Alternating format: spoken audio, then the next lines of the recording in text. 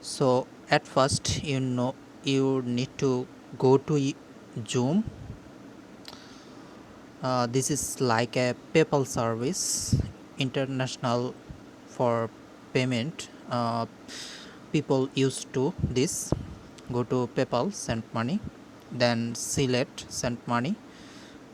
I think at first you need to sign up with your PayPal in this Xoom, then you can pay. I just showing the process how to easily say. So select send, then select Bangladesh, then next, then uh, change your uh, currency. It has USD, you need to change GBP, then set a amount, service amount, then click uh, send now.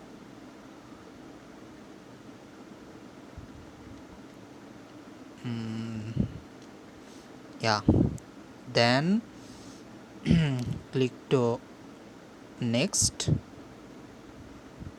then select a Bcast on mobile wallet. I have a Bcash account. I will give you my Bcash number, then you just put in. Okay, then I hope you need to first sign up, then you can next process. This is a very easy